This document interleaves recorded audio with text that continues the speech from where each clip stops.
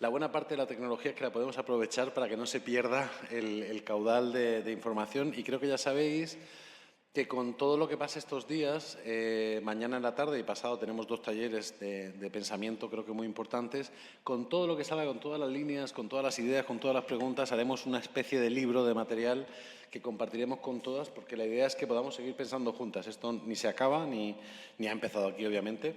Pero bueno, ya sabéis que el sentido, nosotros como Fundación queríamos parar, hacer un frenazo en nuestra propia actividad y pensar qué estamos haciendo y cómo estamos afrontando todos estos discursos que nos llegan de brecha digital y demás. Vamos a abordar la mesa de modelos de vida contemporáneos, que le hemos puesto de subtítulo Buena Vida, Derechos y Sociedad Digital, y lo vamos a hacer con Carmen Barranco Avilés y con Alba Taboada Villamarín. Nada, 2 pinceladas porque lo tenéis todo en la web, pero Carmen Barranco, que está a mi izquierda, las 2 están a mi izquierda, lo cual está muy bien, me parece que es estupendo. Pero Carmen Barranco es doctora en Derecho por la Universidad Carlos III de Madrid y es profesora titular de Filosofía del Derecho de esa universidad. Catedrática, me caché en la mar, error. Bueno, sí, ha costado mucho, hay que ponerlo en valor, estoy de acuerdo contigo. Vamos a ver ahora porque nos interesa, pero nos interesa especialmente por toda la investigación que ha hecho, tanto sobre derechos fundamentales como también tecnología y demás. Y con Alba es profesora ayudante doctora, ¿sí? Sí, Bien. así soy. En el departamento, en esto siempre, no hay que decir nunca los currículum porque uno siempre mete la pata, pero bueno, en el Departamento de Sociología de la Universidad Autónoma de Madrid es doctora cum laude, mención internacional en Sociología de esta universidad. Vamos a plantearnos en esta mesa, habéis visto que hemos ido recorriendo como la tecnología no como hechos puntuales o como hechos de innovación, sino la tecnología como un mundo de habitar también el mundo o como una imposición en la forma de vivir el mundo, ¿no? Y aquí queremos ver esos modelos de vida contemporáneos cómo son atravesados por las tecnologías, pero también qué posibilidades tenemos de buena vida o de buen vivir y de ejercer nuestros derechos y en esta sociedad digital, ¿no? Que ahí va a ser importante. Y tenemos bastante claro que lo tecnológico no son cacharros, no son dispositivos solamente, sino que es un modelo cultural, ¿no? Que al final también nos lleva a imaginar formas de vivir bien, de estar al día, formas de ser autónomas, de participar, de consumir, de producir o de cuidar, pero sabiendo que la vida cotidiana a través de las tecnologías se ha hecho legible para el mercado y para las instituciones de manera no siempre precisas y que esto dificulta mucho la manera de ejercer nuestros derechos, ¿no? Esta mañana creo que Virginia nombró el esfuerzo que se va a hacer desde Naciones Unidas para hacer la Convención Internacional de Derechos Humanos o de Derechos de las Personas Mayores. Tenemos el marco de la Convención Interamericana de Derechos de las Personas Mayores, pero una cosa son los marcos legales y otra cosa es la ejecución de los marcos legales y el ejercicio de los derechos de las personas. De esto vamos a ver, pero también vamos a hablar de cómo distribuimos nuestro tiempo, de cómo ejercemos el cuidado, el poder, la atención, el acceso, el reconocimiento de los otros seres humanos con los que convivimos, ¿no? Porque al final de esto trata todo lo que queremos hablar en estas jornadas. Así que bueno, yo voy a arrancar esta conversación. Podéis dialogar entre vosotras, o sea, podéis ignorarme, yo tiro ahí preguntas y si decidís ignorarme estará muy bien, ¿vale? Si os aclaro, luego cuando habléis un poquito cerca del micrófono, ¿vale? Para que se registre bien. Y voy a empezar con una pregunta muy general, ¿no? Y es, ¿cómo creéis, mejor dicho, qué tipo de vida creéis que estamos aceptando en ese marco de la promesa tecnológica? ¿Qué nos estamos creyendo? Las generalizaciones siempre son malas, ¿no? Pero ¿qué estamos aceptando en la manera de estar siempre disponibles, siempre actualizados, siempre dispuestos a ese upgrade de la aplicación, pero en este caso como la actualización de la persona? ¿Qué creéis, a dónde creéis que nos está empujando esa promesa permanente? ¿Empiezo yo? Vale. Bueno, pues gracias, Paco. Como siempre, haciendo preguntas súper complicadas. La Llevamos idea de esta así jornada, sí. Dilo, Carlos. toda la mañana y, de hecho, bueno, es un poco tramposa porque la pregunta que a mí me habían mandado era la buena vida, ¿no? O sea, Esa va después. Esa va después. Sí, era para despistarte. Bueno, pues yo te lo voy a responder un poco, ¿no? Cómo se pueden responder estas preguntas, porque es realmente complejo. Y, bueno, pensando, ¿no? ¿Qué estilos de vida está proponiendo la tecnología?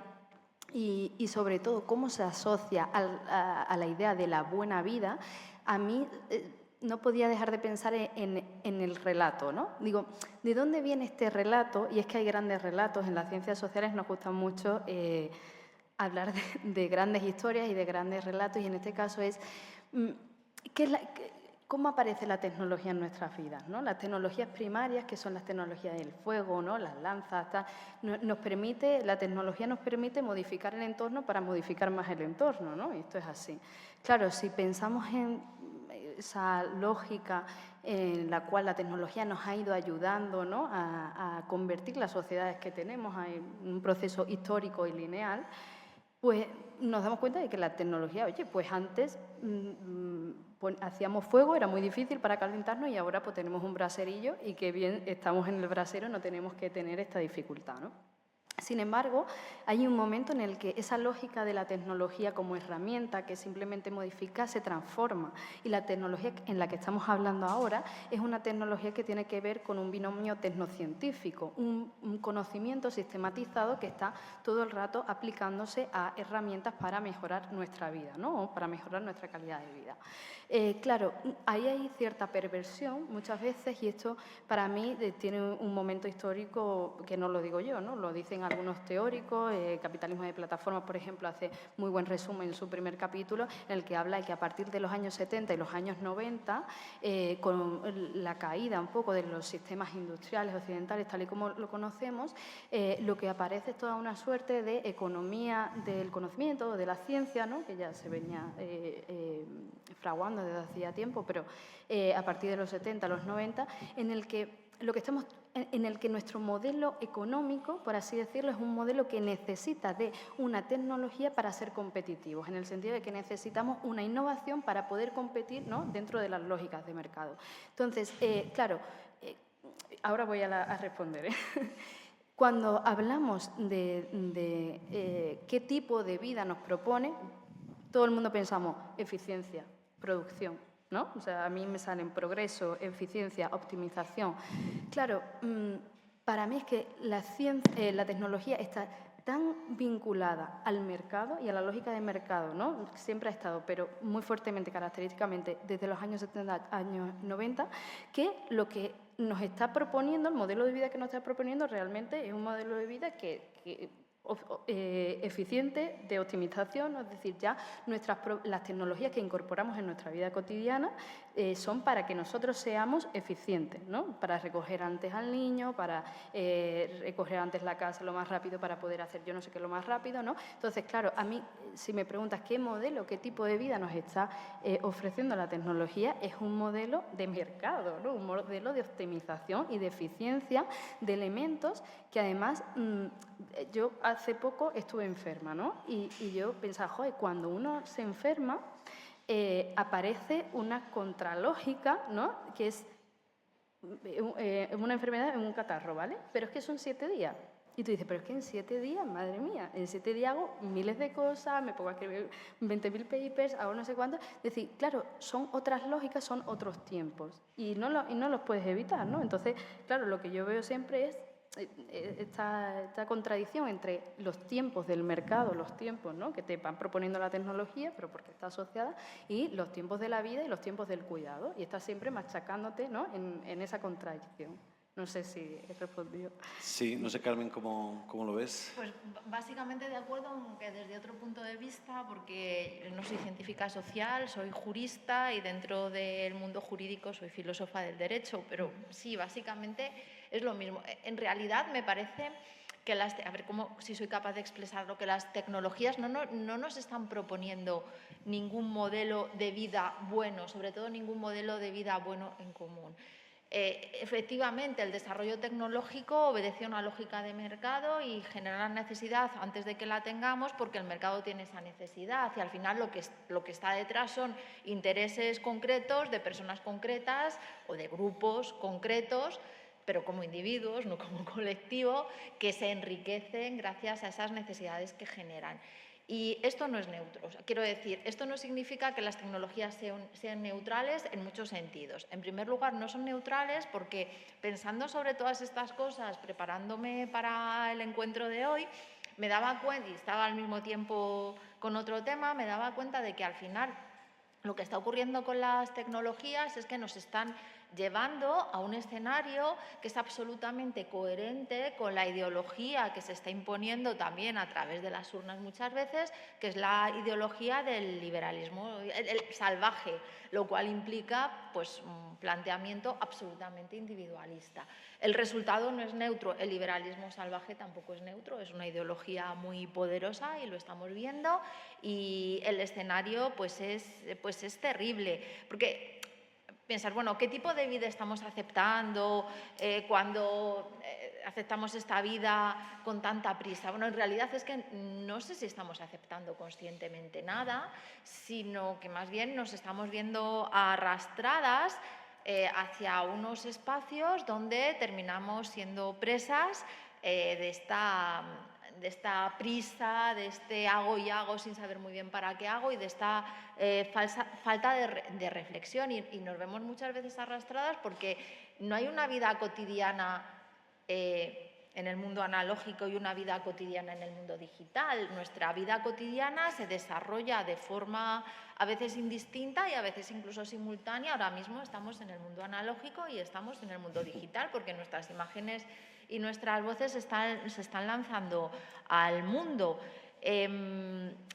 Vamos, que nos vemos arrastradas a esta forma de vida, que estamos aceptando muchas veces de forma crítica porque tampoco nos da tiempo a pensar, porque somos presas, a veces no nos parece, y a veces es que no podemos elegir. Y además, en estos escenarios, también últimamente en la vida analógica, pues nos estamos viendo gobernadas por valores que no guardan relación con los valores que están presentes en nuestra Constitución. Y ahora viene la jurista. En primer lugar, toda esta aceleración a la que nos estamos viendo sometidas muchas veces está muchísimo más relacionada con los criterios de mercado, porque hay una innovación tecnológica, porque necesito tener el último, no voy a decir el modelo, el último teléfono que ha salido en el mercado, porque lo necesito yo. En principio no, es que la tecnología cambia y al final mi aparato se vuelve obsoleto. Entonces, si quiero seguir trabajando, si quiero seguir operando las cuentas bancarias, pues necesito ese nuevo aparato. Pero el criterio no es mi bienestar, el criterio no son mis derechos, el criterio es producir por producir, porque, bueno, como tú lo planteabas muy bien, ¿no? Porque al final el mercado manda y detrás del mercado hay personas y esas personas sí que tienen su ideología. Otra cuestión que me parece interesante, que es que esos valores que inspiran el desarrollo tecnológico, pero muchas veces que se reproducen a través de las tecnologías, de nuevo en sintonía con el escenario del liberalismo salvaje, tienen muy poco que ver con la igual dignidad de todos los seres humanos. De tal forma que nos encontramos con que hay personas directamente maltratadas a través de las tecnologías, unas de ellas las personas mayores, más si son mujeres mayores, más si son mujeres mayores en otro tipo de, por ejemplo, rurales, ¿no? En otro tipo de situaciones. Hay personas que están excluidas, invisibilizadas, y hay personas que son dejadas atrás, porque aquí nos encontramos con el tema de las brechas, que yo creo que se hablará mañana de esto, ¿no? Que al final la revolución tecnológica está agravando muchas situaciones de vulnerabilidad, yo diría de surbodiscriminación, que ya existían y además está generando nuevas situaciones, está generando nuevas vulnerabilidades. Y en tercer lugar, me parece que esos valores que están detrás de la tecnología y en cuyo marco nos desenvolvemos cuando estamos en los entornos digitales, nos están imponiendo modos de vida estandarizados y son modos de vida que son poco favorecedores del pluralismo y de la diversidad y poco favorecedores al final de la reflexión crítica, ¿no? Digamos que se ha invertido un planteamiento que estaba surgiendo con fuerza en el derecho internacional de los derechos humanos, sobre todo a partir de la Convención sobre los Derechos de las Personas con Discapacidad, que entra en vigor en 2008, que es la idea de la accesibilidad universal. Y esto implica que los entornos se tienen que adaptar a las personas y no las personas a los entornos. Y esto es todo lo contrario de lo que está ocurriendo en nuestra vida cotidiana. Claro. Pero ahora le pregunto a la jurista, precisamente, digamos que habíamos aceptado determinadas cosas de la vida que nos gustaban o no, ¿no? Del mercado, de lo que fuera, a cambio de una ciudadanía regulada por un marco legislativo nacional e internacional que supuestamente corregía o intentaba corregir las injusticias, trataba de generar marcos de ejercicio de derechos, digamos que era un horizonte, no era siempre real, pero bueno, ese era el horizonte, y digamos que lo habíamos comprado, ¿no? Yo he estado en la defensa de los derechos humanos muchos años y la gente, aunque estuviera en la situación más terrorífica, apelaba a la ONU, apelaba a la legislación nacional, apelaba a lo que fuera porque era como un flotador. Pero esto que estás contando y que está contando Alba ocurre en un momento en que todo el sistema internacional legal se está yendo al garete, está reventando, pero es que además la politización de la justicia nacional también está reventando las costuras del propio marco jurídico nacional. Doy toda esta vuelta para preguntarte, todo esto que cuentas ocurre como en un momento en el que ese flotador que era la justicia, la legislación, el marco legislativo está como desinflándose, ¿no? ¿O es una percepción que tengo yo equivocada? No, es que al final, a ver, el derecho, igual que las tecnologías, lo hace quien tiene el poder.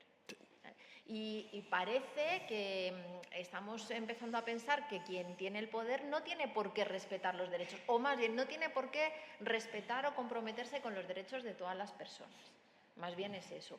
Y ese marco internacional pretende someter a los poderes a muchas cosas, a límites fundamentalmente, pero algunos de estos límites tienen que ver con derechos, no de todas las personas tampoco, pero de muchas personas, muchas más de las que están dispuestos a aceptar. Bueno, quien tiene el poder rompe el derecho.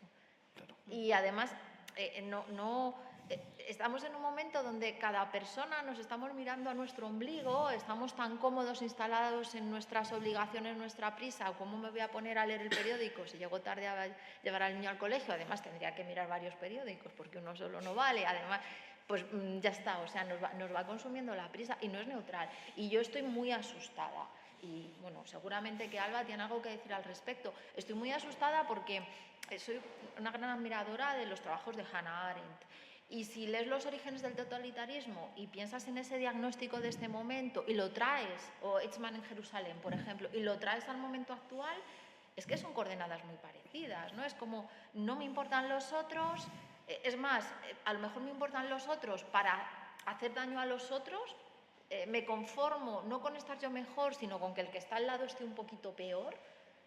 Y vivo en mi espacio privado y intento vivir a gusto en mi espacio privado y todo lo demás, o sea, es la banalización del mal, es que estamos en eso. Bueno, os quedará claro que Hannah Arendt y Benjamin son nuestros autores y autoras del día, claramente, probablemente del siglo. Alba, desde el punto de vista sociológico, esto que está planteando Carmen incluso nos sitúa a todos en ese otros, ¿no? Es decir, estábamos acostumbrados como a ver un otros con el que nos relacionábamos, pero la tecnología al final anticipa buena parte de lo que vamos a hacer, nos sitúa a todas como en un lugar, ¿no? O en un no lugar, quién sabe, y está anticipando hasta nuestras reacciones, digamos, sociológicas, no se puede decir, ante los desafíos que tenemos en este momento, ¿no? ¿Qué papel, cómo analizar lo que está pasando desde un punto de vista sociológico cuando lo que está pasando es tan inédito, tan rápido, aunque tenga elementos que Hannah Arendt ya vio, aunque tenga elementos que Benjamin vio, pero realmente esto nos está atravesando a una velocidad brutal y no sé cómo se casa la velocidad con la sociología. Sí, a ver, yo he de decir que yo no soy tan pesimista, ¿vale? ¡Qué bien! Yo intento, creo que después también, ¿no? Las gafas sociológicas te dan también una perspectiva muy divertida de las cosas y yo creo que es como prefiero posicionarme, ¿no? Creo que cuando hablamos de tecnología, precisamente hay algo que ha comentado Carmen, ¿no? Es decir, el modelo que nos propones es de una única forma, ¿no? Parece que un patrón de normalidad constante, para mí la IA y la inteligencia artificial o el espacio digital cada vez parece que nos lleva a sistemas estadísticos, ¿no? Donde lo normal es una cosa y ya está. Sin embargo, es que la tecnología y el espacio digital es muy amplio, ¿vale? Pero estamos muy acostumbrados a socializarnos en un entorno tecnológico muy específico, ¿vale? O sea, cuando nosotros preguntamos, bueno, yo con mis alumnos, ¿no? Estoy siempre en contacto con personas bastante jóvenes. Cuando les pregunto qué es Internet, Internet es el TikTok o Internet es Instagram. Internet es un espacio donde se puede hacer casi cualquier cosa realmente, ¿no? El problema es que está mediado por unas empresas que han decidido cómo vamos a construir este espacio, ¿vale? Que es igual que si nos vamos a modelos urbanísticos. Es decir, yo no he decidido cómo se hace esta plaza, pero esta plaza hay millones de formas de hacerla. Internet es ese lugar donde hay millones de formas de hacer, ¿no? Para mí esa es la lectura sociológica. Pero, ¿y la titularidad? Quiero decir, la diferencia es que, teóricamente, al menos aquí, la plaza la licita una entidad pública con unos criterios que la legislación marca, ¿verdad? Podemos estar de acuerdo o no, y efectivamente no se diseña una plaza igual en Madrid que en Vitoria, está claro, porque también luego influyen otros elementos, ¿no? Pero es que esa plaza que es Internet, con todo lo que conlleva, está manejado solamente por empresas privadas. Claro, ese es el problema. Es decir, lo que falta es soberanía. Lo que hemos perdido es completamente la soberanía. De hecho, a mí por eso me gustaba, ¿no?, tener de compañera a Mari Carmen, porque era como, bueno, es que lo que estamos es ausentes de marcos regulatorios y ausentes de contratos sociales también, ¿no? Por muy idealistas que los queramos pensar. Claro, el problema es que de repente entran en nuestras democracias lógicas y tecnologías, ¿no?, o infraestructuras que no existían antes y parece que nadie ha firmado ese contrato social, ¿no? O parece que nadie ha decidido. Y entonces, bueno, claro, por eso para mí, cuando hay, ¿no?, me citas a Haring, pero como el problema es que se deterioran los sistemas públicos, ¿no?, y los sistemas de confianza, porque es que hay ausencia de marcos reguladores. Entonces, es decir, ¿quién me está cobijando a mí, ¿no? ¿Quién está amparando al ciudadano en este espacio digital? Pero que el espacio digital es muchas cosas y puede ser de muchas formas, ¿no? Sí, me parece muy interesante, si me permites, algo que planteaba Alba, y que a veces, cuando nos situamos en el punto de crítica a la tecnología, pasamos por alto, y es que las tecnologías no son el problema. El problema es cómo diseñamos, cómo utilizamos, a quién incluimos y a quién excluimos de las tecnologías. Creo que eso, o sea, me parece muy bien que lo haya apuntado Alba, porque no es decir, bueno, vamos a apagar la luz y vamos a volver a alumbrarnos con fuego. No me parece que tengamos que hacer esto. La cuestión es cómo, primero, o sea, esas cosas que están ocurriendo en el mundo digital trasladan esquemas de poder y situaciones que están ocurriendo en el mundo analógico, porque el mundo es uno. Y segundo, cómo sometemos nuevamente al poder a todos los poderes y cómo establecemos mecanismos de democratización de todos los entornos, pero ahora el problema es el entorno tecnológico, que es un poco lo que planteaba Alba. Claro, pero tú que has trabajado el tema de los derechos y las vulnerabilidades, digamos, en población vulnerable, estas tecnologías también generan como una vulnerabilidad multinivel, ¿no? Es decir, un chico blanco de clase media acomodada que accede a la tecnología también es vulnerable en cierto sentido, porque lo individualiza, lo pantalliza, etcétera, etcétera, y tiene una vulnerabilidad diferente a una persona mayor en ámbito rural que no tiene acceso a X tecnologías. ¿Habría una manera de imaginar un marco regulatorio o un marco jurídico en el cual todas esas vulnerabilidades se pudieran tener en cuenta? ¿O seguimos con un marco, una forma de pensar la vulnerabilidad como antigua? ¿Sabes? No sé si me explico, como post-guerra mundial, como que seguimos con pobres, discapacitados, no sé qué, y no somos capaces de entender que este único mundo, que a mí me gusta mucho ese enfoque que tú haces, es uno, no hay dos, es uno, donde todo se intersecciona, genera nuevas vulnerabilidades para las cuales no hemos aprendido a pensar o todavía no estamos pensando lo suficiente jurídicamente hablando. Bueno, sí a las dos, Vale. ¿vale? De nuevo, el hombre blanco propietario, heterosexual y joven, porque miraba unos estudios que planteaban que a los 30 años, 35, una persona es mayor para dedicarse, desempeñarse profesionalmente en el sector tecnológico. Era un estudio muy pequeñito que solamente contemplaba 18 entrevistas, porque no hay muchos. Yo buscaba estudios relacionados con la edad, de mujeres hay muchos más. Y había una entrevistada que era una mujer mayor de 50 y que decía que a partir de los 50 no puedes encontrar un empleo en el sector tecnológico, y eso si eres hombre indoeuropeo, hombre y blanco, que si eres mujer o cualquier otra cosa más, entonces es prácticamente imposible. Entonces, o sea, la cuestión es vivimos en un mundo donde no todas las personas somos iguales. Todas las personas somos vulnerables, aunque somos vulnerables de distinta forma, pero además estamos vulnerabilizados, ¿no? Cómo interactúa nuestra condición con las barreras del entorno, genera también, bueno, esto es la discriminación estructural, en definitiva, genera también vulnerabilidades. Entonces, esto hace que cuando tu condición de partida es de desventaja, como grupo, las mujeres están en desventaja en relación con los hombres, las mujeres mayores más, las personas mayores están en desventaja en relación con la población más joven y la infancia y la adolescencia está en desventaja en relación con la población adulta. Entonces, si tu situación de partida es desventajosa, pues también vas a estar en desventaja en el acceso a las tecnologías. Pero es que además en las tecnologías se está volviendo al escenario que teníamos en el momento de las revoluciones liberales burguesas. Al final, quienes están trabajando en el sector tecnológico de forma mayoritaria son unas determinadas personas, que son las mismas que impulsaron las revoluciones liberales burguesas. Y cuando entran otras, por ejemplo, cuando acceden las mujeres, no es tampoco una garantía, porque no solamente hace falta mujeres feministas y hombres feministas, ¿no? Para que eso se transforme. Y lo mismo con el punto de vista de la edad. Y sí, claro, las tecnologías, bueno, generan otro tipo de exposiciones a riesgos en el sentido de la vulnerabilidad compartida. Pues si hay una bomba atómica, pues una bomba química, si hay una, no sé, un impacto tecnológico en el clima, pues sí, es ese otro tipo de vulnerabilidades. Pero en relación con esta cuestión es que quienes ya de por sí son poderosos tienen más poder y tienen nuevas formas de ejercerlo.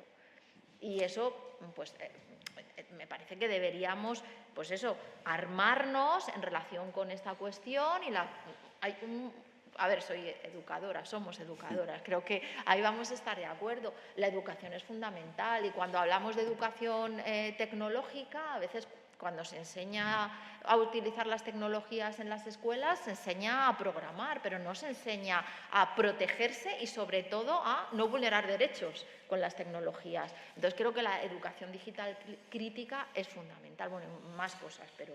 Claro, pero fíjate, no hemos conseguido la educación crítica en medios, o sea que vamos tarde. Alba, y esa, al final hablamos de un modo de vida contemporáneos que están muy atravesados por una promesa tecnológica, ¿no? La tecnología te promete cosas, ¿no? Si es que la tecnología, bueno, ahora como habla, ¿no? Ahora como parece que habla, nos podría prometer cosas en directo, pero ¿esa promesa para quién es? ¿O para quién está siendo y para quién crees tú que debería ser? Desde tu optimismo. Sí. Sí, ya, sí. Yo lo sé, ¿eh? Me suele pasar, está bien. Aprendo mucho así. Claro, bueno, a mí hay una frase de Crawford, que yo no sé si es de ella, pero yo se lo he visto a ella, que es una experta, ¿no?, en inteligencia artificial, que dice, si crees que la tecnología va a solucionar tus problemas, entonces no entiendes la tecnología y tampoco entiendes tus problemas, ¿no? Y para mí esa frase es con la que empiezo todas las charlas, ¿no?, y todas las clases, porque... Claro, ¿qué promete la tecnología? De nuevo, ¿qué promete los que te venden X tecnología, ¿no? Que esto es importante? Siempre es un poco lo mismo, ¿no? Cuando yo creo que además hablar de la tecnología es una súper oportunidad, porque realmente, ya antes lo hablábamos, ¿no?, lo que nos propone es hablar de qué tipo de sociedad estamos queriendo, porque de tecnología se habla muy poco cuando se habla de tecnología, ¿no?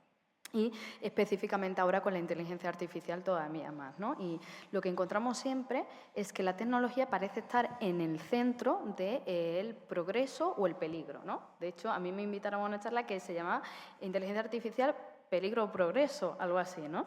Y digo, claro, la tecnología en sí misma es siempre ambivalente. Nosotros siempre nos vamos a posicionar ante la ciencia y la tecnología desde una ambivalencia, ¿pero por qué? ¿Por qué se da esa lógica de ambivalencia y por qué se da esta idea de promesa? Pues porque cada vez está más lejos de nosotros en términos de comprensión. No sé si habéis la típica palabra, ¿no?, de que la IA es una caja negra o la tecnología es una caja negra. Eso quiere decir que sabemos lo que entra, sabemos lo que sale y cómo se transforma y lo que está pasando dentro no lo conocemos, ¿no? Cada vez o sea, la digitalización de nuestras herramientas es un proceso de caja negra, ¿no? Porque cada vez cuesta más entender qué es lo que está sucediendo ahí, ¿no? Entonces, por eso que también funcionan las promesas, ¿no? Por así decirlo, porque como no sabes lo que puede pasar, como es muy ambivalente, porque pues entonces también nos puede prometer grandes cosas. Yo creo que la tecnología, así como la IA, no determina muchas cosas, es decir, ¿no? No está en el centro, no va a ser lo mejor o lo peor, ¿no? Va a estar dentro de procesos de políticas, de regulaciones, que es lo que nos falta realmente, de estructuras, ¿no? Soberanas. Yo lo siento, pero eso va a ser la frase de hoy mía, ¿no? Es como, el problema es que tenemos unas tecnologías que no son nuestras. El problema es que tenemos unas infraestructuras que no son nuestras y que están consumiendo nuestros recursos, los cognitivos y los naturales, ¿no? Lo de las acciones, y ese es el problema, no podemos incidir sobre nuestra. Entonces, para mí la promesa no debe ser que promete la tecnología, sino, oye, ¿me puedes prometer que esto lo voy a poder manejar yo como yo lo necesito? ¿Me puedes prometer que ante situaciones, a mí me gusta hablar más de situaciones de vulnerabilidad, ¿no? Más que hechos vulnerables, y creo que ahora mismo, antes lo hablaba Irene Lebrusán, ¿no? Con los patrones oscuros, pues es que está cargado, está programado de patrones oscuros nuestras redes sociales, por ejemplo. Eso es completamente intencionado, igual que es intencionado humanizar a un chatbot. O sea, cuando a ti te parece, hola Alba, buenos días, ¿qué tal estás? ¿En qué te puedo ayudar? Eso no es nada inteligencia artificial. De hecho, yo normalmente en clase lo demuestro porque hacemos un código súper parecido y digo, mira, ¿ves? Aquí está. Y esto no es inteligencia artificial, esto es una persona diciendo cada vez que entre, haz un saludo humano, ¿no? Y ya está, punto. Entonces, para mí, la promesa es que no hay una gran promesa ni para lo malo ni para lo bueno, ¿no? Es decir, que entran otros elementos y otras variables a determinar esto. Claro, pero me voy a aprovechar de tu palabra del día, soberanía. Claro, si no hemos conseguido avanzar en el camino de la soberanía alimentaria, te pongo una cosa tan fundamental como la alimentación, ¿no? Y claramente no depende ni de los estados-nación, ni de las personas, ni de las comunidades. En ese marco que tú planteas, que me parece muy interesante, ¿cómo ganamos soberanía? Es decir, ¿volvemos a delegarla en los estados-nación que por otra parte se están desmoronando? ¿La delegamos en quién? ¿O hay una soberanía dentro de la soberanía? No sé si me explico. ¿Hace falta una especie de repolitización de las comunidades para poder intentar luchar por esa soberanía? Yo hay una cosa que o sea, es muy complejo lo que dices, ¿no? Y estoy de acuerdo en el problema de la soberanía. De hecho, es lo que os digo. Hablamos de tecnología porque hablamos de tecnología, pero estamos hablando de un problema político, estructural, de mayor envergadura, y le ponemos tecnología porque así viene más gente, ¿no? Que esto es lo que, en este caso, no, pero con la IA pasa. Entonces, para mí hay algo muy importante y es dejar de romper los misticismos, ¿no? Para mí un trabajo de soberanía es ir, como hemos estado yendo, a las asociaciones de vecinos, a estudiantes, a decir, mira, la tecnología es esto, y un algoritmo es esto, y un modelo de aprendizaje es esto. Y tú también lo puedes hacer, si tú quieres. No puedes generar unos modelos súper ambiciosos para controlar el mundo, como lo están haciendo, ¿no? Pero sí que puedes utilizar otras tecnologías que son completamente soberanas. ¿Esto va a resolver el problema? No, evidentemente que no, pero sí que bueno, sí que ganamos en herramientas poderosas para nuestro día a día. Es decir, claro, o sea, ¿con esto vamos a solucionar el mundo? Pues no lo vamos a solucionar, pero yo sí que creo que al menos con el conocimiento y el saber utilizar ciertas herramientas ya es soberanía. A mí el relato de esto es terrorífico y esto está mal y no lo uses, y creo que no funciona. Para mí, al menos, no tiene sentido, ¿no? Prefiero decir, vale, ¿qué es esto? A lo que yo me enfrento y rompo mitos, ¿no? Y la IA nos va a sustituir y las cosas. Me hace mucha gracia porque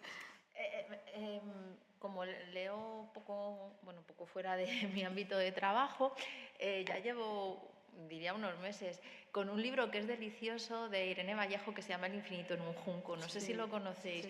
Y no sé si recordáis el punto en el que empieza a relatar la generalización de la transmisión escrita del pensamiento, porque la escritura era pues, las cuentas de las cabras, las ovejas y tal. Y cómo los argumentos que se manejan ahí son muy parecidos a los argumentos en relación con las tecnologías. No deja de ser, el libro no deja de ser una tecnología en el origen de, bueno, nos vamos a docenar, vamos a ser incapaces de pensar, vamos a pensar todo lo mismo. Y me acordaba, perdón por la interrupción, pero es que me acordaba del trabajo. Pero sí, porque yo digo que la IA, suelo decir dos cosas. Una, que la IA es un conjunto de tecnologías y un conjunto ahora se me olvida, un conjunto de tecnologías y un conjunto de mitologías, ¿vale? Y la otra es que la IA es una tecnología de la información y la comunicación. Internet es una tecnología de la información y la comunicación, como lo fue en su día la escritura, como lo fue en su día la galaxia Gutenberg, ¿no? Y es decir, ahora estamos.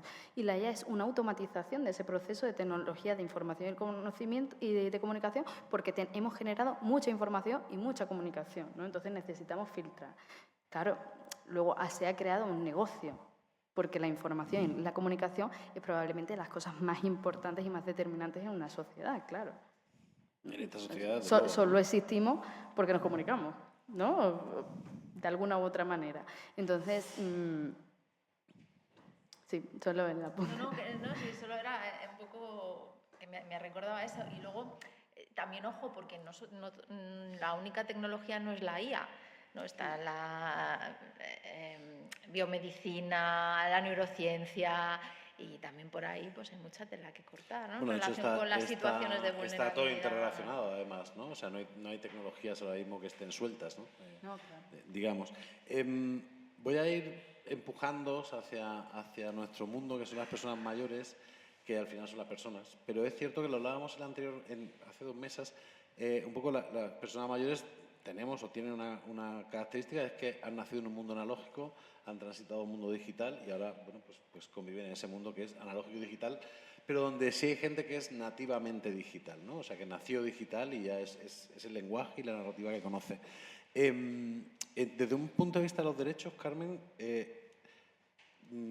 personas mayores que no han conseguido el ejercicio de derechos plenos en muchos campos, no en el tecnológico, en muchísimos campos, por una sociedad edadista, sociedad productivista, etcétera.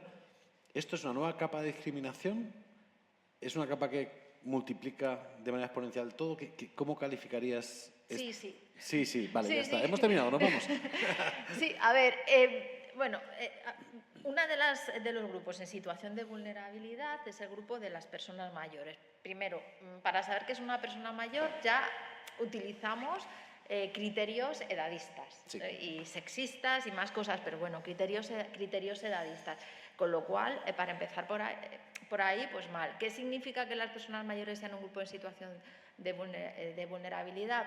Pues en mi conceptualización, lo que esto significa es que en el reparto del poder social han quedado perjudicados. Están en una situación de opresión frente a otras personas que sacamos, bueno, ya cada vez menos, ¿eh? Ya nos vamos aproximando, que sacan provecho de esta desventaja. Eso ocurre en el mundo y las tecnologías forman parte del mundo. Entonces, esa situación de disparidad de poder se traslada a las tecnologías de muchas formas.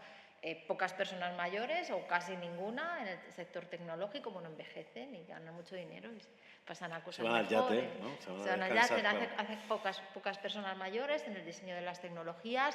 No se da participación a las personas mayores, no los tecnólogos, pero bueno, en los pilotajes, en los procesos de calidad de las tecnologías.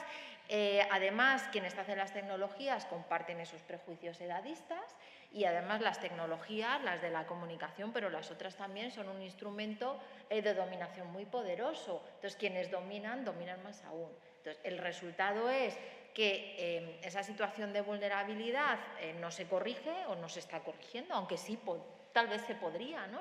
No se está corrigiendo con las tecnologías y además las tecnologías están amplificando esa distancia en la posibilidad de acceder al poder, ¿no? Al poder social, quiero decir, y además están generando nuevas formas de vulnerabilización o de vulneración de derechos, si queremos. Y ahí el papel de las personas mayores, nos preguntan las dos, pero empiezo con Alba, o sea, porque al final hablamos todo el tiempo de la tecnología, lo que hace o no hace con las personas mayores. Y es como que hemos vaciado de agencia a las personas mayores, ¿no? Son como unos seres que están ahí y que o les damos talleres de teléfonos móviles o pasamos de ellos, ¿no? ¿Qué agencia deberíamos impulsar? Al final, fíjate, me estoy sumando a tu mirada optimista, oh cielos. Es decir, no solamente en los pilotajes de las tecnologías, sino qué papel de soberanía individual y colectiva deberíamos intentar construir para y con las personas mayores. Claro. Bueno, hay varias cosas, ¿no? en ese sentido. La primera es que, bueno, en una de las experiencias que tuve, ¿no?, sobre IA y personas mayores, era muy interesante porque yo les decía, bueno, es que vosotros sois los más tecnológicos, sois los que más tecnología conocéis porque habéis vivido todo el proceso tecnológico y sabéis cómo es el cambio tecnológico, y yo vengo aquí a preguntaros cómo creéis que va a ser, porque ya habéis visto las transformaciones, las nuevas generaciones o las generaciones que somos más digitales. Conocemos solo una tecnología, no entendemos cómo se podía ir de una casa a otra sin Google Maps y cómo se relacionaban antes las personas, de verdad, no sé cómo podía ser. Entonces, por una parte, claro, entender que las personas mayores no entienden la tecnología es algo que me parece muy extraño, ¿no? Porque realmente son altamente tecnológicas. Eso por una parte. Luego hay otra parte que yo pienso siempre que la tecnología va súper retrasada, ¿no? Es decir, no somos las personas. O sea, alguien se ha puesto a hacer un Excel, se ha puesto en un software de un trabajo. Todo el mundo sabe que la tecnología es en sí mismo torpe. Es torpe porque está hecha en lugares muy alejados de la cotidianidad, en lugares muy alejados de donde se va a aplicar, ¿no? Es decir, Gmail, pues eso, se convierte en una basura de publicidad terrible, las cosas no funcionan. A mí no me funciona nunca ninguna aplicación del móvil, estoy siempre frustrada.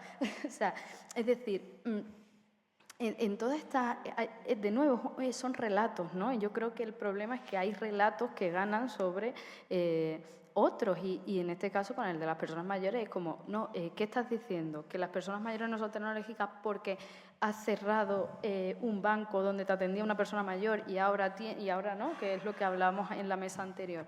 Y ahora tienes que sacar no sé qué certificado por internet. Hombre, eso no es que no sea tecnológica, eso es que realmente te estás cargando un modelo de socialización, un modelo de interacción con las administraciones y con las instituciones y la estás destruyendo.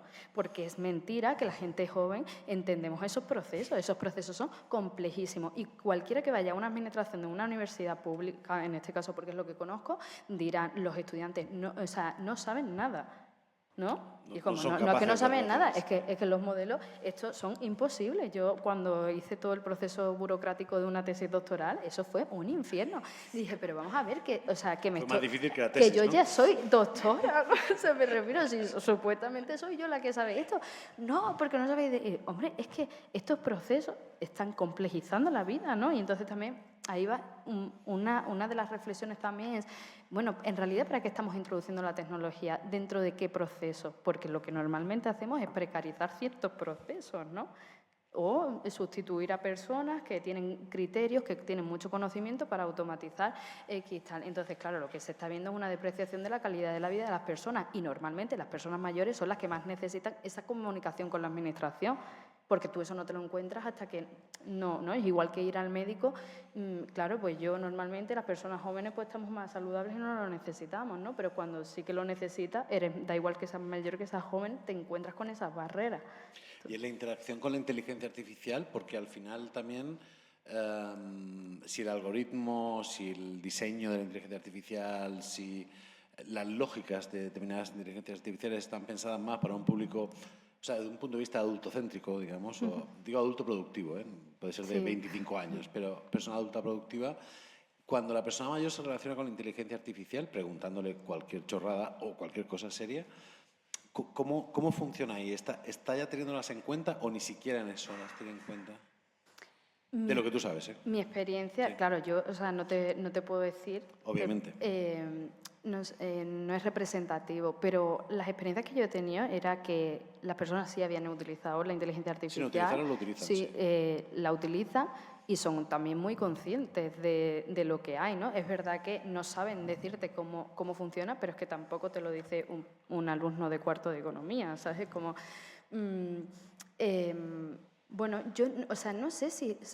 O sea, ante esa pregunta no sé si realmente la inteligencia artificial está orientada a ese adulto productivo, porque realmente lo que vemos, y antes lo hablaba con algunos de vosotros, ¿no? Es la interacción emocional, está mucho por encima, ¿no? Dentro de los chatbots, por ejemplo, ChatGPT, tiene muy en cuenta la interacción emocional antes que una interacción profesional, o las tiene a la par, ¿no? O sea, es decir, yo creo que sí, esos modelos saben muy bien dónde está el negocio. Y el negocio está en la soledad, y el negocio está en la, ¿no? Bueno, la duda, a ver, por ejemplo, en sistemas sanitarios privados que no funcionan, ¿no? Países que tienen modelos sanitarios peores que los nuestros, pues funciona muy bien la IA, porque te estoy preguntando y creo que es un conocimiento pseudoexperto, ¿no? Por así decirlo.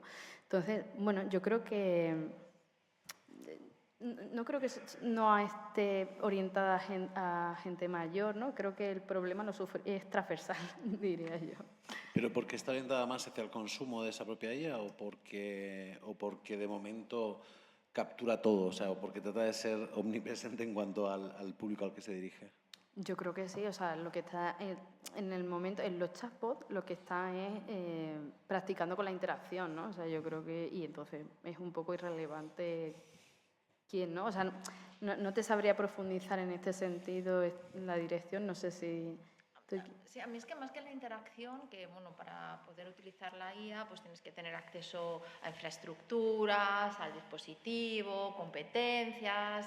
Bueno, pero entonces más que la interacción con la IA, que me parece, como dice Alba, que la IA está ahí para que la compre quien la vaya a comprar, y entonces lo que intentan es agradarte y ya está.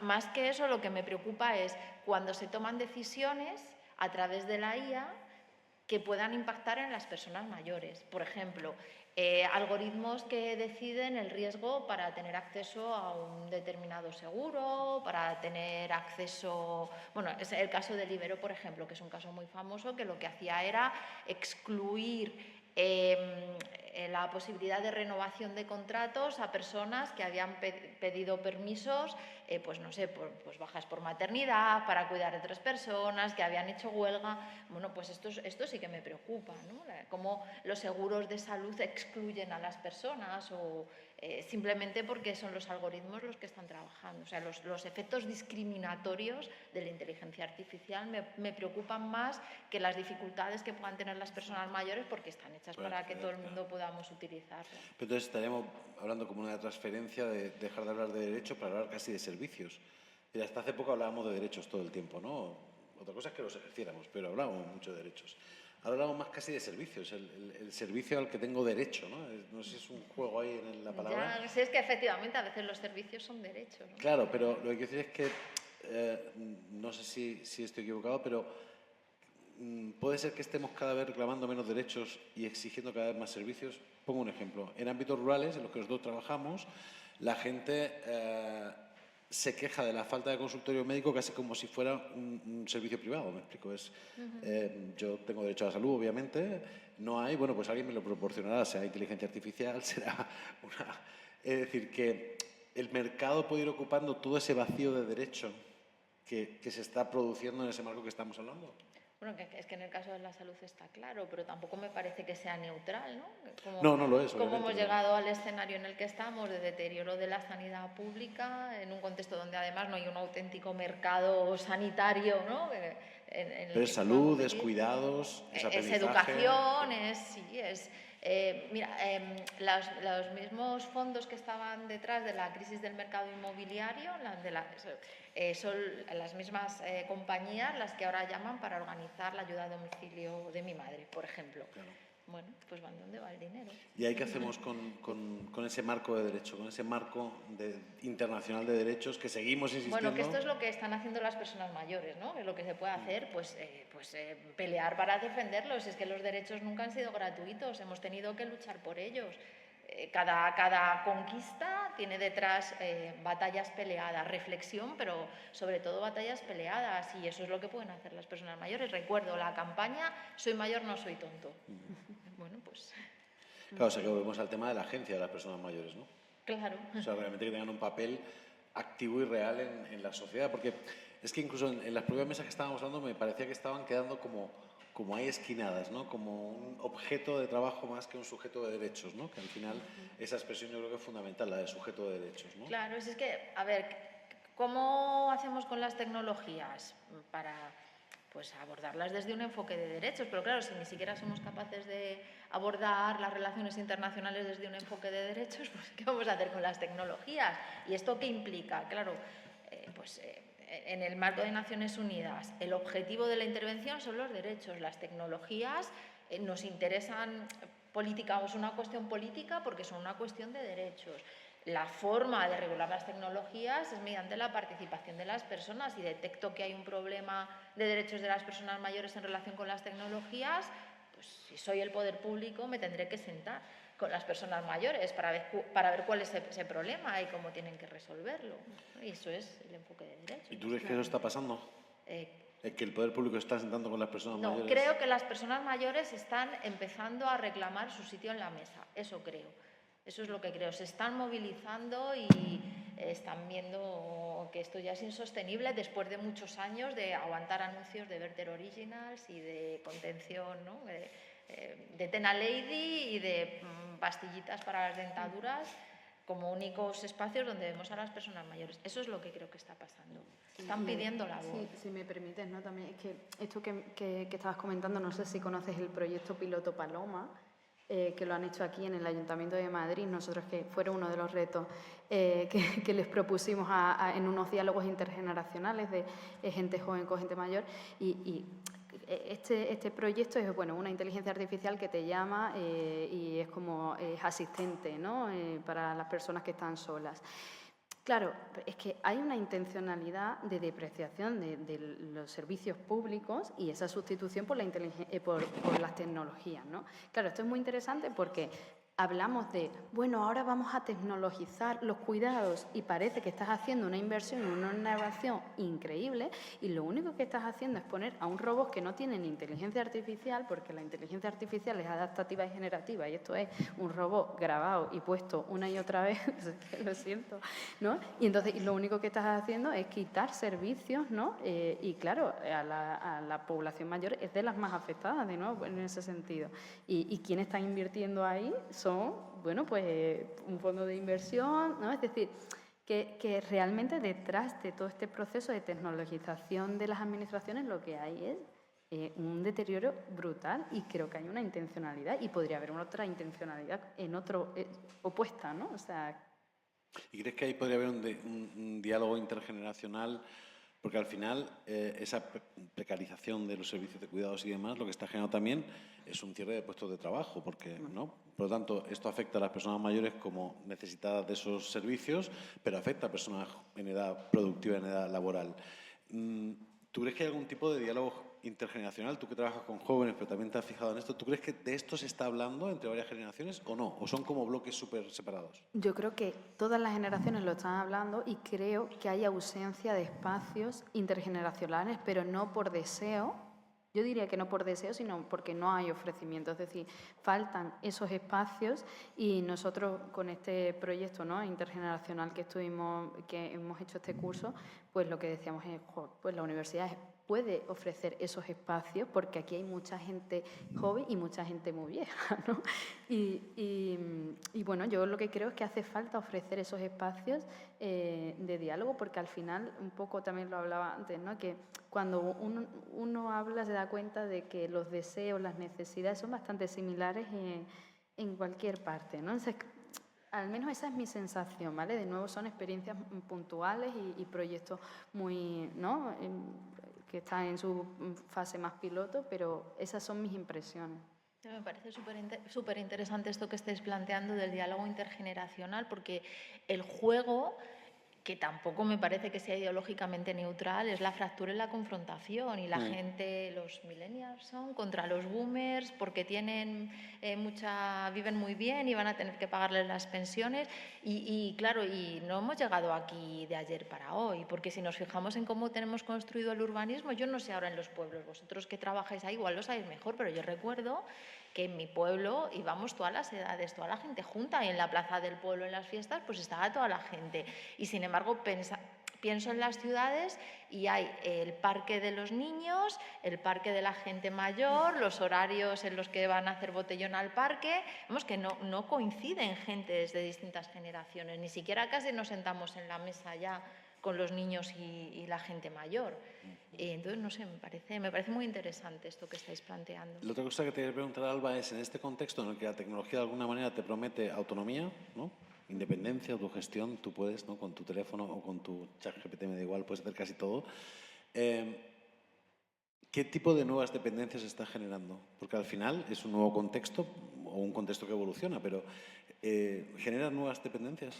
Eso por supuesto, ¿no? Porque yo creo que todos estamos en ese proceso de o dependencia o intentarnos quitar, pero sobre todo hay una cosa que a mí me parece muy importante señalar, y es que estas tecnologías que se presentan como autónomas son altamente dependientes, ¿vale? Esto es para mí es muy importante porque todo proceso de digitalización, a más proceso de digitalización, más infraestructura necesita. Y por infraestructura hablo de recursos naturales, pero también hablo de trabajo intensivo humano. Es decir, quien soporta este móvil es mucho trabajo humano, es mucha energía, es mucha agua, ¿no? Entonces, eso para empezar. Entonces, tecnologías altamente dependientes no nos pueden hacer altamente autónomos. Imposible, ¿no? Porque acuérdate del apagón. Claro. De hecho, lo tengo por aquí en las notas, ¿no? Lo del apagón. Es decir, aquí se nos va ahora la sala y olvídate, y nos vamos a ir todos a tomarnos una cerveza y ya está, ¿no? O sea, bueno, podemos provocarlo, ¿eh? Es una buena idea, ¿no? Entonces, ya está, ¿no? Elementos altamente dependientes no pueden generar autonomía e independencia. Y ahora, las dependencias que nos generan, yo creo que están relacionadas con el mercado, de nuevo, porque aquí lo que hubo cuando hubo un apagón fue que la gente dejó de trabajar. O sea, no es que de repente dejara de jugar a videoconsola, pues yo creo que todos estaremos en las mismas. La gente dejó de ir a clase y la gente dejó de trabajar. Y el que no trabajaría ni fuera a clase, pues viviría un poco igual, ¿no? Hay algunos testimonios que decían, pues yo no me he enterado porque yo estaba durmiendo. Digo, claro. ¿Tú qué podías? Claro, es lo que tiene que ser, ¿no? Pero porque seguramente lo que tendríamos que hacer todos es dormir un poco más, ¿no? Y entonces, claro, lo que para mí eso, ¿no? La dependencia está en el mercado laboral, en que antes se decía, ¿no? ¿Y yo por qué tengo que estar con mi móvil aquí? Joder, pues porque si no me despiden, honestamente, ¿no? O porque si no tengo problemas en el trabajo. Porque a mí, que yo no contesto a mi madre, pues me puede decir, pues no me ha contestado, pero le va a dar igual, o sea, me va a seguir queriendo si una semana no me contesta. No, la mía sí. La mía yo sé que sí. Pero si yo en mi trabajo no contesto a las 9 de la noche, pues puedo tener problemas, ¿no? Y yo desde un espacio privilegiado y tal, o sea, no te imaginas en otros contextos, ¿no? Entonces, para mí esa es principalmente la dependencia. Luego, aparte de que hay, evidentemente, si hablamos de redes sociales, pues estamos hablando de algoritmos, ¿no? De toda esta lógica de la dopamina, de los juegos de atención, que están muy estudiados y que lo están consiguiendo, ¿no? Y que ese es otro problemón también que, no sé, que tampoco tenemos marcos regulatorios, ¿no? Y que son muy importantes en ese sentido. Sí, que en el caso de la infancia y la adolescencia la solución es lo prohibimos. Lo prohibimos. O sea, bueno, y cuando tengas 16 años, entonces ya entonces sí. te haces Venga, ya, dale. dopamina. Ahí ya legalmente te puedes dopar de... Sí. De todas formas, me interesa mucho también esta reflexión que estés teniendo sobre la dependencia e independencia. Y es que, a ver, la independencia no existe. Las personas somos dependientes y nos realizamos a través de nuestras relaciones con otras personas y en ese sentido dependemos de otras personas. Entonces, a lo mejor lo que estamos haciendo es dejamos de depender de otras personas, al menos de forma directa, porque hay siempre una intermediación, y pasamos a depender pues, del mercado. Sí, por eso hablaba de la promesa de independencia, ¿no? Que seamos independientes, ¿no? Sí, sí. La promesa que compramos porque queremos ser independientes. Yo no quiero ser independiente. Yo no Pero quiero ser quizá es ¿Quién quiere una... ser independiente? Pero ¿no crees que es una promesa, y vuelvo al modo de vida que viene de lejos, es decir, ¿qué prometía el coche? Autonomía e independencia. Voy cuando me da la gana, donde me da la gana. Y era una tecnología altamente contaminante, que necesitaba una mano de obra brutal, bueno, sigue necesitándola, que contamina mucho más que cualquier lata de no sé qué, y que sigue en la calle y que mata gente. Además es una máquina violenta, ¿no? Porque puede matarte. Y no se nos ha ocurrido hacer mucho, más allá de limitar la velocidad del vehículo, ¿no?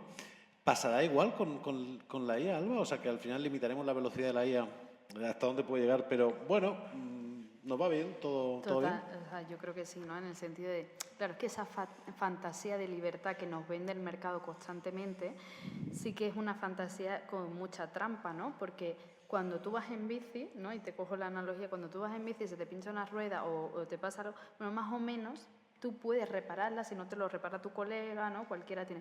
Cuando se te estropea el coche ya es más complicado, vas a necesitar un mecánico, ¿no? Y más complejo sea esta tecnología, más personas vas a necesitar cuando algo se te rompe, ¿no? De hecho, lo podemos ver en los móviles, a día de hoy ya nadie puede arreglar un móvil, ¿vale?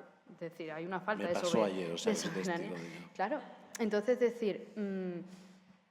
¿qué me estás ofreciendo con la inteligencia artificial en este sentido? Un conocimiento experto, súper automatizado, que de hecho, bueno, no es ni experto, es una gran base de datos, ¿no? Que si sabes utilizarla bien, pues tienes un gran gestor automatizado de conocimiento. Si no la sabes utilizar, tienes apenas nada, ¿no?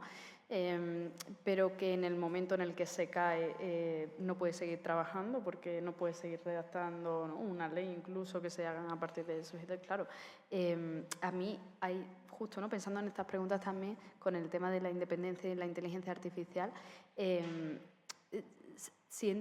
escribí un artículo, ¿no? Hace poco sobre la oportunidad que nos da de repensar la inteligencia colectiva, ¿no? O sea, si entendemos cómo está funcionando la IA, entendemos que lo que hay es una inteligencia colectiva de muchas personas aportando un montón, y lo que hay es una base de conocimiento bien tratado, ¿no? Y con unas tecnologías que tratan muy bien, depuran muy bien, explotan muy bien esos datos. Entonces, claro, esto nos lleva de nuevo a no independencia ni libertad, sino mucha más dependencia, y esa es la parte para mí positiva de la inteligencia artificial, y por eso creo que sí que pueden haber bases de datos súper grandes que todos controlemos, que entendamos la información, ¿no? Que depuremos esa información, que las discutamos. El problema es en manos de quién está, y de nuevo, pues, cuál es la soberanía que yo tengo ante esa fantasía de la automatización, ¿no? De la libertad que nos proponen. Perdona, Alba, cuando hablas de soberanía te refieres a soberanía individual, ¿no? Bueno, o colectiva. Sí, bueno, sí, ¿no? pero en este caso... Sí.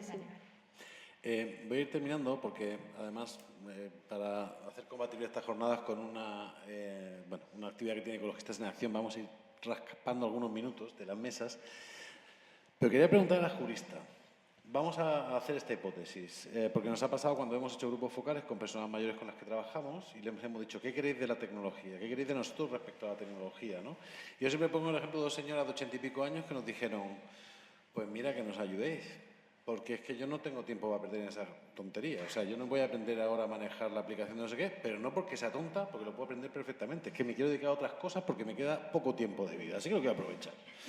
Vale, entonces, el acto de resistencia que puede ser, yo no quiero entrar en ese mundo o en parte de ese mundo, no tiene por qué ser todo, no quiero entrar en la aplicación bancaria, ¿qué hacemos desde el punto de vista legal? Es decir, ¿cómo empujamos, no solamente para la campaña de acceso al banco, sino para que también tengamos derecho a no entrar a todas las tecnologías? Porque el problema en este momento es que es obligatorio para todas. O sea, niños, niñas, adultos, adultas, mayores, o sea, es como si no estás...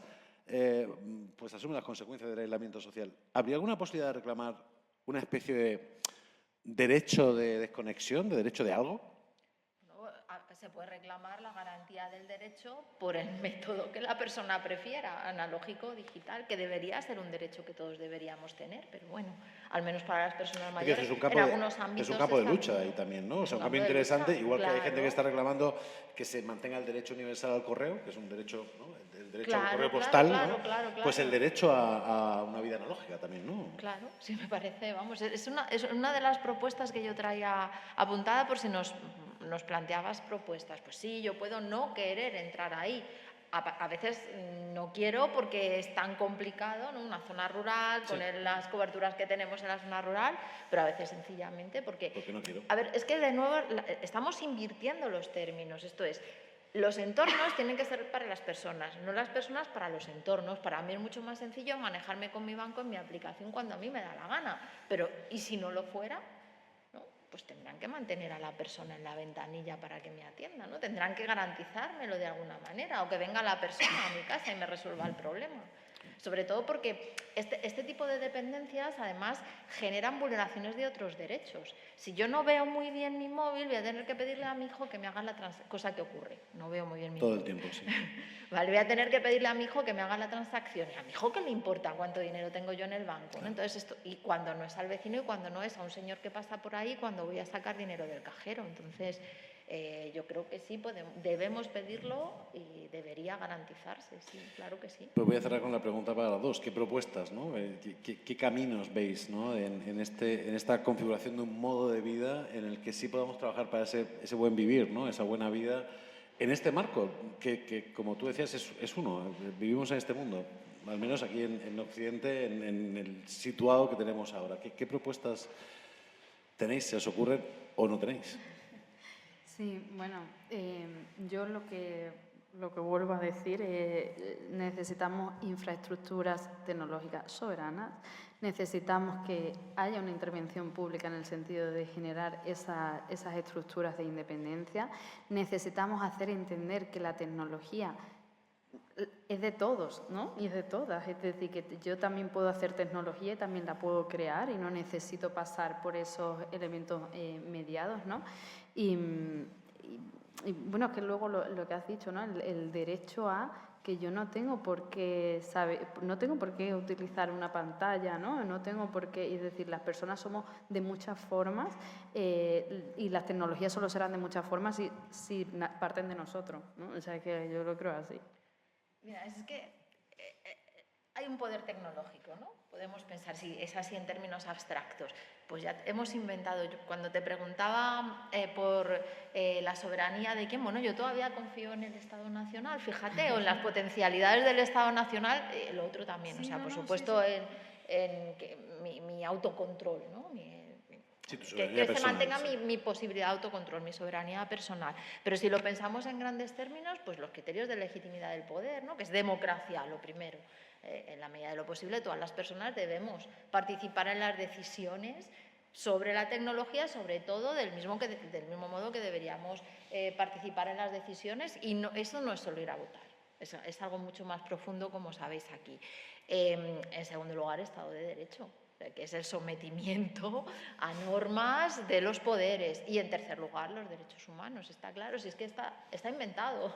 No, la cosa es querer, y hay que tener en cuenta que si somos demócratas hay mucha gente que no quiere, ¿no? Porque las grandes amenazas humanas en estos momentos en el ámbito occidental, porque hay otras pero no salen tanto en la prensa, vienen de líderes que han sido elegidos democráticamente, tal y como ahora entendemos la democracia, que no es la democracia ideal, digamos. Vamos, quiero decir que no ha habido un golpe de Estado en Estados Unidos ni en Israel y estamos en la situación en la que nos encontramos. Y luego, si pensamos en las personas mayores en concreto, o en general en los grupos en situación de vulnerabilidad, podemos decir, pero por supuesto en las personas mayores, accesibilidad. Es esta idea de que las tecnologías deben ser para las personas y no al revés, participación en el diseño y en la evaluación, es en los procesos de desarrollo concretos, en el desarrollo de los sistemas, en el testeo de los sistemas, sobre todo que se van a implantar, si hablamos de IA, en la administración pública. Me parece fundamental que participe la mayor diversidad de personas, la alfabetización digital, que tiene que ser alfabetización digital crítica, no solo que me enseñes a utilizar las redes sociales para luego tener comportamientos violentos, pues no sé, con las mujeres o con la gente mayor o con la gente con discapacidad. Apoyo en el acceso a la tecnología, que tiene que ver, bueno, garantizar las infraestructuras, el acceso a las infraestructuras, el acceso a los dispositivos, creo que eso es importante. Atender a la diversidad dentro de las personas mayores. Las personas mayores no es un bloque homogéneo. Somos muy distintas, esto es. Y sobre todo en el proyecto COPID, que esta mañana estaba aquí Virginia, con lo que nos hemos encontrado es con lo complejo que es el cruce entre edad, género y ruralidad. Y qué diferentes situaciones, ¿verdad, Laura?, son las situaciones en las que se encuentran las mujeres rurales. Esto ha sido uno de los grandes hallazgos. Bueno, está aquí Laura Razo, que estuvo en el grupo de género, que es el grupo dentro del proyecto que imagino que habéis hablado esta mañana, del proyecto COPID. Y eso fue uno de los grandes hallazgos del proyecto. Y luego, bueno, esto lo decías tú antes, ¿no? El derecho tiene que ser asegurado como sea y ya está. Y lo importante no es el procedimiento o la técnica o la tecnología. O sea, no podemos supeditar la tecnología al cumplimiento del derecho, y eso es algo que está ocurriendo. Cuando planteabas esto, es que yo me paso el día trabajando para otros. Si tengo que autorizar los depósitos de la tesis, es que no sé cómo hacerlo. Antes había una persona, yo decía sí de acuerdo, luego ya era un correo electrónico y ahora tengo que hacer yo todo el procedimiento en una aplicación que es ininteligible. Es que antes podía firmar un papel. Claro, ¿no? ya Y no es lo que puedes ahora... firmar. Por eso os hemos puesto un papel para firmar, para que tuvierais la experiencia anacrónica ya no sé, es de que yo ya no firmar. sé, claro. ya no tengo Increíble, ni boli. ¿no? O sea, yo para firmar, tengo que poner un aparatito en el ordenador de Bueno, detrás. os voy a poner un ejemplo más inmediato y con esto voy a ir cerrando esta mesa. Yo ayer veníamos en el tren, mi teléfono móvil murió, la pantalla murió, ¿vale? Y murió la pantalla, no el teléfono, pero no podía hacer nada con él. Ya está muerto. No, pero no, eso no era lo grave. Es que buscando un alojamiento a un precio relativamente razonable en Madrid, claro, era un apartamento y en ningún lugar cuando contratas esas 2 noches en un apartamento te dice que la única manera de acceso es a través de una aplicación. No hay llave, no hay código, no hay número, no hay teclado, no hay candado, no hay nada. Hay un QR. Entonces el problema... No, tampoco. Es a través de una aplicación de la propia empresa. Por lo tanto, yo no podía entrar al alojamiento que había pagado. Lo siguiente es cuando compro un teléfono nuevo y configuro lo antes posible, llego al lugar y dice, tiene que hacer un depósito de seguridad de 200 euros por 6 años, hágalo. No podía porque no tenía las claves del banco, el banco estaba cerrado, vaya a su oficina. O sea, tuve que pedirle a un amigo, haz un depósito por mí, porque no podía entrar al alojamiento que ya había pagado. Es decir, también en este modo de vida que hemos construido, hacemos cosas sin parar a decir, está todo claro, he leído la información, sé cómo va a ser el proceso, estoy comprando cosas que no sé cómo van a evolucionar, porque doy por hecho que tengo la tecnología y las capacidades suficientes para poder avanzar. Entonces, quizá, para cerrar un poquito, y de donde veníamos esta mañana y lo que pretenden estas jornadas es que reflexionemos, que paremos, porque también nos hemos metido como una especie de inevitabilidad. Pensar que no podemos negarnos a hacer determinadas cosas. Es decir, yo quiero que me atiendan en ventanilla, porque no porque sea tonta o porque no tenga el teléfono, tengo el teléfono, pero no me da la gana. Claro, pero fíjate, para mí es más fácil reclamarlo que para otras personas. Claro. Porque yo recuerdo, estaba acompañando a mi padre a hacer una gestión en un cajero automático y es que no fuimos capaces. Y vino una señora mayor con su hija también mayor y no podían. Y entonces decían, claro, es que nosotras no podemos porque no sabemos. Y dije, no, señora, no es que ustedes no sepan. Y cuando yo entro a la persona de la administración, todavía, me quedan pocos años ya de esto, ¿no? Pero todavía cuando entro a la persona de la administración y me cuadro, la señora no me dice a ver si lo ha hecho usted mal, todavía. Claro, pero si entra mi padre, está sí. todo el imaginario de que si es Claro. mayor es torpe, no tiene ni idea y demás. Eso es. Pues contra esto estamos dando de luchar y para mostrar esas diversidades. Vamos a parar aquí. Quiero agradeceros a las dos, ha sido maravilloso. Damos 10 minutitos para que podáis saludar y recolocar y vamos a la última mesa del día. Mañana os recuerdo que también siguen las jornadas, pero bueno, ya terminaremos hoy a las 7 y poquito, estaremos terminando. Muchísimas gracias. Gracias.